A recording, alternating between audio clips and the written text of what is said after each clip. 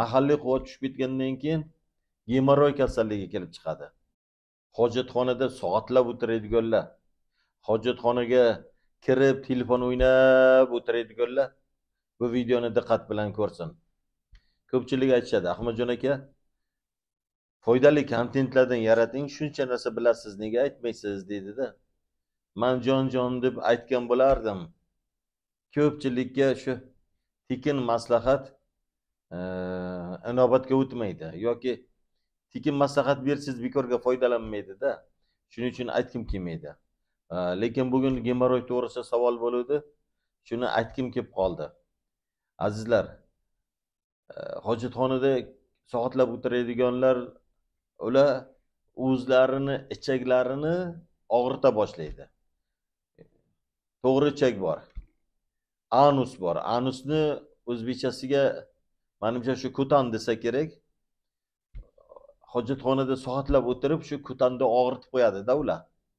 Ko'tan soha og'rib boshlaydi. Ko'tan soha og'rigandan keyin kunda qaytarilaveradi u narsa. Qayta og'rishi oqibatida ko'tan sohani mahalliy quvvati tushib ketadi. Mahalliy quvvat tushib ketgandan keyin gemoroy kasalligi kelib chiqadi. O'sha mahalliy quvvat tushib ketishi oqibatida o'sha ichki gemoroymi, tashqi gemoroymi yoki trishinami yoki qon tomirlar kengayib ketishi oqibatida varikoz rasriyni gemoroidalni uzdoq deyiladi. O'sha narsa yuzaga kelyaptimi? Yoki yo'g'on ichakda shilliq qavati sidralib pastga tushib o'sha narujniy gemoroy yuzaga kelyaptimi? Ish qilib o'sha sohada nima kasallik yuzaga kelayotgan bo'lsa, bari o'sha ko'tan sohani mahalliy quvvati tushib ketishi oqibatida. Keyin bora shu narsalar davolanmay yurishi oqibatida rak прямой kishki deydi. O'sha sohada o'sma kasalligi yuzaga keladi azizlar. Agar kimda-kim mana shu tualetda soatlab o'tiradigan bo'lsa, ming afsus, hozir bolalar ham hojatxonaga kirib telefon o'ynayotgan bo'lib qoldi. Kattalar-ku endi ularni to'xtatib bo'lmaydi. Oldin kitob o'qishardi, nosotib o'tirishardi. Endi hozir yana ustiga telefon bor, qo'lda telefonda o'yin o'ynashadi. Yoki telefonda bir narsa tomosha qilishadi.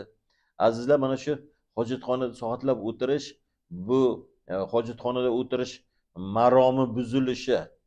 Hojatxonada o'zi uncha ko'p o'tirmaslik kerak. Hojatxonaga katta hojatga kirgan paytda, yechinib o'tirgan paytda, ayniqsa o'sha qistab turgan paytda zo'r ichakdagi axlat taptib tushadi.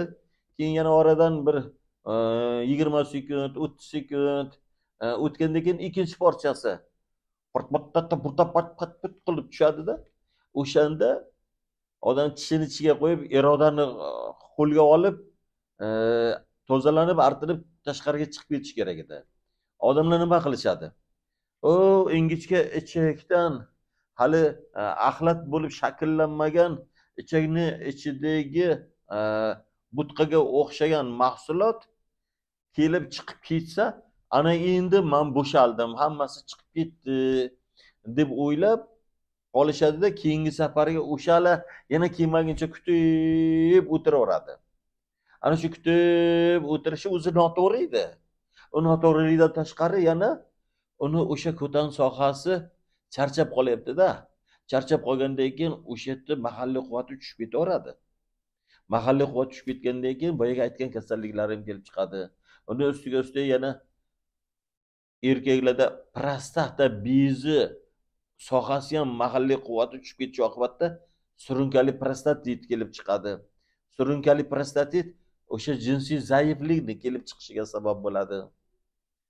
Azizlar, biz o'sha sohamizda birorta kasallik kelib chiqmasligi uchun yoki o'sha sohada birorta kasallik kelib chiqqan bo'lsa, o'sha kasallikni davolashimiz uchun tashqaridan dori-darmon qilishimiz mumkin, biror narsa qilishimiz mumkin. O'shani ustiga biz hojatxonada o'tirish madaniyatimizni ham to'g'rilashimiz kerak-da, yoki hojatxonada o'tirish me'yorini joyiga qaytarishimiz kerak. Biz o'sha katta hojatga kirganimizda ko'pi bilan 1 minut o'tirishimiz kerak. keyin chiqib ketishimiz kerak. Juda ko'pi bilan mayliga 1,5 minut. 1,5 minutdan ko'p o'tirish kerak emas. Bo'lmasa, ko'tan soha og'ridimi, o'sha sohani mahalliy quvvati tushib ketyapti degan gap. Mahalliy quvvat tushib ketdimi, haligi boshida aytgan kasalliklarim yana yuzaga kelishiga imkoniyat paydo bo'ladi. Agar yuzaga kelgan bo'lsa, u tuzalmay yurishiga imkoniyat paydo bo'ladi. Agarda tuzalmay yuravergan bo'lsa, keyingi kasalliklar yuzaga kelishiga sabab bo'lib qolib, oxir oqibat inson qiynaladi. Nima demoqchiman? Birinchi marta hojatxonaga kirib o'sha 1,5 minutda, 1 minutda darrov tishga qo'yib chiqib keting. Hali oxirigacha yengillashmadim desangiz ham mayliga chiqib keting. Oradan 1 soat, 2 soat, 3 soat o'tgandan keyin yana qistasa yana kiraverasiz hojatxonaga. Hech kim sizga kirmagin deb taqiqlamaydi. Keyin ertasi kuni ham shunday qiling. 3 kun, 4 kun qilasiz.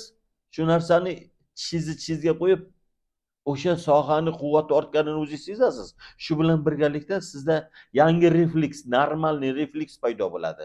Haligi soatlab o'tirganimda ichagim bo'shashardi, endi bo'shashmayapti-ku degan xayol yo'qoladida, o'sha pap qilib chiqib ketgandan keyin yengillashganday bo'lib chiqib ketaverasiz. Ana shu yangi odatni o'zingizga hosil qilib oling. Birinchi bo'lib o'zingizni kasallikdan qutqargan bo'lasiz. Yoki o'zingiz kasalligingizni kelib chiqish sababini bartaraf qilgan bo'lasiz. O'zingizni sog'aytirgan bo'lasiz. Azizlar, aytaman desam yana ko'p narsalar aytishim mumkin. Mana videoni minuti ko'payib ketyapti. Agarda mana shu videoni hojatxonada ko'p o'tiradiganlarga yoki o'sha prямая kechga deymiz, to'g'ri ichak sohasida birorta kasalligi bor insonlarga, prostata bezida kasalligi bor insonlarga marhamat shu videoni tashlab qo'ying yoki bo'lmasa bitta like bossangiz boshqalarga ham ko'rinadi, bir savob ish qilgan bo'lasiz. Rahmat e'tiboringiz uchun, omon bo'ling. Yana bir narsa aytmoqchiman. Yana bir mashq bor. Mana shu sohada birorta kasallik sizda kelib chiqqan bo'lsa, u mashqning nomini Kegel mashqi deyiladi. Ana shu Kegel mashqini internetdan topingda, ko'ringda, ana shu Kegel mashqini bajaring, ana shu kasalliklar yo'q bo'lishiga zo'r natija beradi.